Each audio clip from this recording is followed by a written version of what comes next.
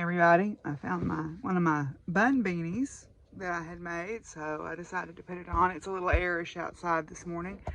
Today I am working on stuff here at home. I've got meetings all afternoon, so I'm working on some pajama pants right now, and then I've got to work on my Oscar review for my online class. I went through and kind of picked out the things that I want to work on fixing.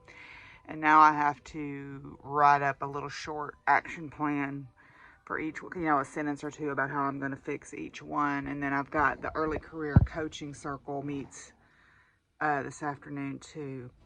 So, yeah. So, anyway, it sounds like Jason got the tractor started. And my friend Jason, who is here, he is the one, if you watched my vlogs from last Christmas, is the one that was doing the brush cutting. Well, that machine apparently has quit. It's under warranty, so he's taking it back to have them work on it. But he had the bucket up here, and so he came up to pick it up and to take it in with the machine. I think he's just sending it back, and they're either going to get him a different one or something. He's had nothing but trouble with it from the beginning. So, yeah, it's cold today. I'm probably going to start putting hay out today. Oh, he's using that Kubota. I guess he couldn't get my tractor started. Anyway, so, yeah, I'm going to work on these pajama pants. I'll probably put hay out in a little while, and then we'll go from there. Well, I see you found a spot again in here, huh? Yeah? Yeah, you're a good boy. Okay, I got 3 pairs of pajama pants made. I just kind of assembly lined them all. I did have to patch, like I didn't have quite enough, so I made some patches, but they're pajama pants, so who cares? In fact, this gave me an idea. I'm going to take my scraps and piece them together into fabric pieces and make myself a pair of patchwork pants. This is all like super deep stash, came from Oklahoma deep stash, so this stuff needed to see the light of day, and I could saved it for another project, but why? They hadn't been used in 16 years, so let's get it out of the stash, because you use up your stash, then that gives you a reason to start building a new one, right? You are some kind of rotten, you know it.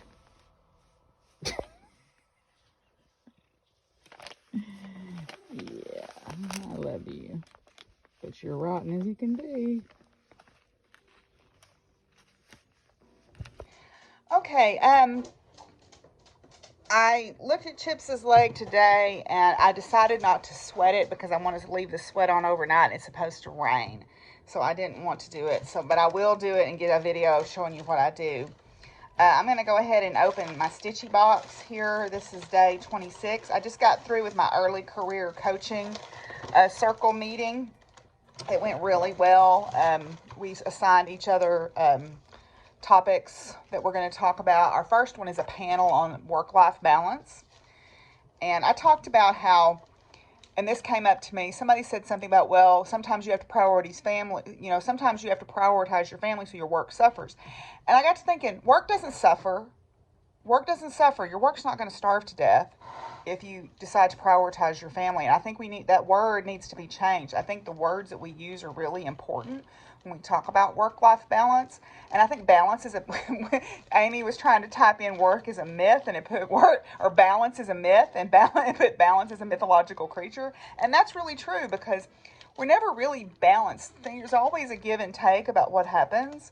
But this whole concept of, well, your work's going to suffer if you prioritize your kids or your parents or your spouse or yourself, I hate that word. I hate that word because that implies that you're irresponsible. You're not taking care of something. Work's not going to starve to death. Work will be there when you get done. Trust me, it'll still be there. Anyway, that's my sermon for today. Day 26, garnet rounds. These are orange faceted garnet rounds. Ooh, that kind of showed up pretty good there. Garnets come in all sorts of autumn and Halloweeny colors. I love the orange browns of these ones. And the reason stones are different colors are because of the different impurities in their chemical matrix. So there you go. The reason the base chemical formula for rubies and sapphires are the same. The only difference is the contaminating chemical in them is different for rubies and for sapphires. And then why they look different colors is because of their lattice structure is not symmetric. So if you look at them from different angles, they look different colors because they reflect the light and refract the light differently along different planes. Yay, science. Anyway, so I got that done. I got my fabric.com order came. There was some clearance fabric that I wanted to get some knits to make some leggings out of. This is the first piece. It's got I don't know if you can tell it or not, but there's like a texture in it. My plan is to make leggings with both of these pieces to wear under my dresses and my jumpers. I got that one, and then I have this red with like a rib knit in it. So, or that's actually kind of a checkerboard. Yeah, it's kind of a checkerboard rib knit in it. So the plan is to make leggings out of both of these. And if there's enough left over, I might make a t-shirt or a tank top or something too. But the plan is those will be leggings. Yay. Anyway, so, yeah. So I'm going to go work on my dress. If I get it done, I'll show you some video of it. Baxter.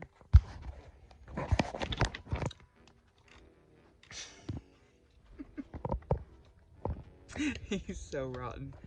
Okay, so I finished it. This is the same Adelica dress pattern that I made the other fabric out of. They are on Etsy. I do like their patterns because they are very well written and they have a ton of information in them about how you can modify the pattern. This is model 1658. And they come in a large range of sizes. In fact, this is the second largest size range. They go up to a US, I think almost to 40.